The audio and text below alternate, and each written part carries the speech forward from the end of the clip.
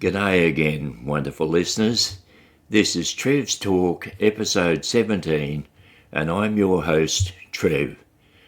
Last week I talked a lot on the trail leading up to getting a pilot's license, which is now held up, waiting for the Aviation Authority to get back to me around July on whether my application for medical clearance has been reconsidered after their initial refusal. So we will leave that for now and come back to it around July.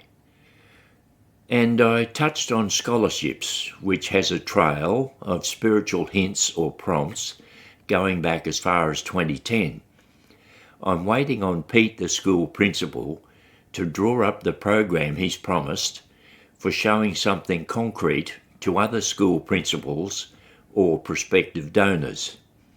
However, I have acted in opening a bank account with the 10 grand received from an anonymous benefactor I spoke about in episode 11.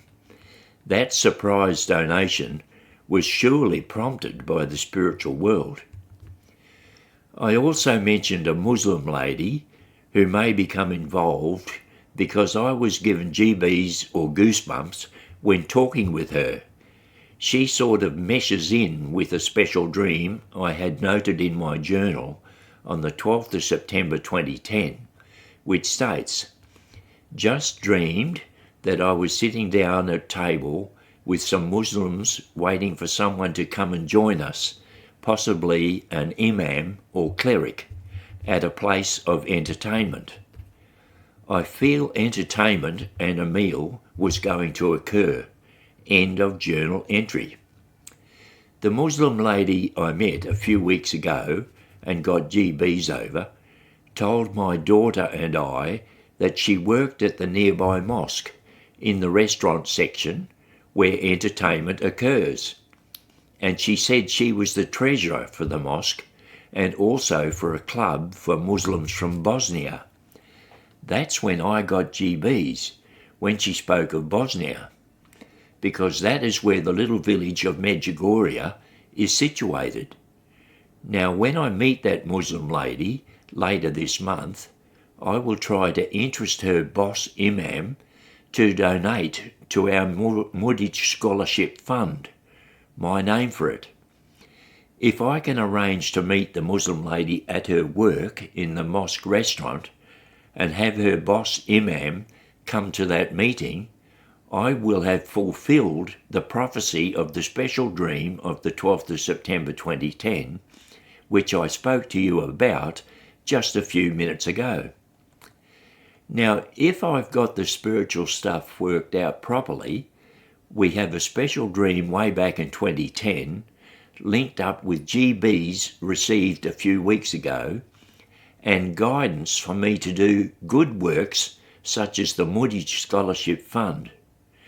So now we just need to wait a bit for Pete from the Aboriginal school to give me his program for scholarships, and then for me to get a meeting with the Muslim lady to see if I can interest her in setting up a meeting with her imam boss. Way back in 2018, I tried to influence the three great Abrahamic faiths, Christian, Hebrew and Muslim, to work together in a project run by Our Lady's charity, the Medjugorje Centre. The project was not very ambitious or important enough to get all three faiths to come on board, but I learnt a lot and know now how I can pull off a successful three-faith project. To get such a project started, I need to start with the Muslim faith, and that is where my Muslim lady and GBs comes in. So I look forward to meeting her later this month and will report on how a meeting with her goes to you, wonderful listeners. I am aiming at taking you with me on the spiritual adventure I'm on.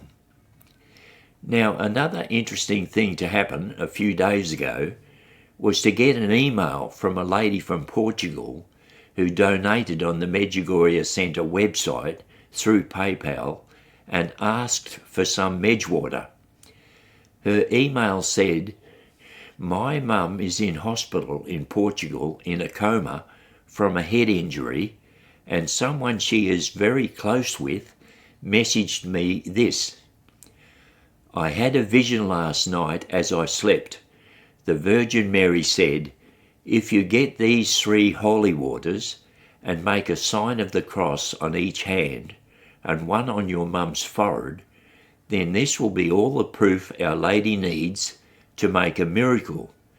I know it's a lot to believe, but please get these 3 holy waters and do it."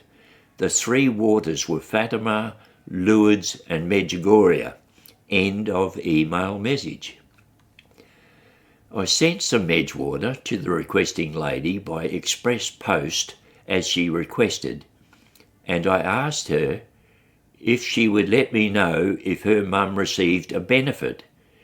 It takes several business days for mail to arrive at a Portuguese destination, so I won't hear anything for a while, if at all, and will report on it if and when I do hear. Speaking of holy water, I would like to mention that I sent some Medjwater to a cousin in Scotland who has a plethora of health issues, including with his eyes, which were losing vision rapidly. He said he was not sure it was the Medjwater, but when using it, his left eye stopped deteriorating and left him with some vision. I don't feel I should pursue the subject with him, but hope he may talk more about it in future emails. The Portugal case is somewhat different though, as I don't inquire directly with the mum, but the daughter, and she may chat to me about it. If the mum comes out of her coma with good health, it would be a testimony to the whole 3 holy waters, Fatima, Lourdes and my Medjwater as well. By Our Lady suggesting the use of the whole 3 is not to say they are all needed for a healing. It is more to say that a healing done by the 3 shows that all of them are capable of healing. Another interesting thing was getting an email from Radio Fremantle just last Tuesday, May the 6th, seeking interest from members to take up one of the 3 positions open for the Board of Management. They need 3 board members. Around 3 months ago, in episode 5, I mentioned being led to taking a radio presenter's course, and then being told by one of the other course students, Peter, that the sort of presentation I was trying to program would be more obtainable through podcasting than community radio, and YouTubing would give me a bigger audience. So I put radio presenting aside and started podcasting on YouTube and Spotify, and it is going along smoothly, as you know. However, now that Radio Fremantle is requesting board members, I can see a possible opportunity for me. If I got on their board, I could put forward a plan to join my type of presentation with one of the regular music presenters and have a program of popular music mixed with talk, like that presenter interviewing me, and maybe others as well, on the Medjugorje phenomenon. At the end of the Radio Fremantle Presenters course, they had a Students' Award night.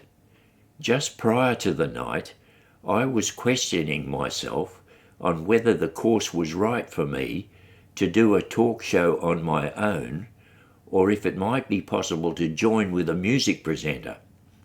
I was a bit depressed, not knowing the way forward, so I asked God to give me a sign so I would know the path forward. Then, at the award night, the students were all sitting to eat a meal together. I happened to glance over to where student Peter was leaning over the table to another student, and Peter did a quick sign of the cross over that student's meal and spoke a blessing in the Latin language. I immediately remembered asking God for a sign, and that Peter's blessing was surely the sign I asked for. I thought that Latin blessing sign meant I should partner with Peter and incorporate my talk show into his music show. Later, when I quietly sounded Peter out on doing talk and interviews on his music show, he told me the board wanted his show to be music only. So I put the idea of a partnership with Peter aside and started my YouTube and Spotify podcasting. But wait a bit, now I may be able to get on Radio Fremantle's board and get to push the idea of me going on Peter's show, making it a mixed show, some talk and some music. It now looks like I need to put my name up to become a board member. I will report on success at getting on the board or not in a future podcast. So, wonderful listeners, I've come to the end of this week. Please subscribe on YouTube or follow on Spotify. And this is Trev tuning out for this week.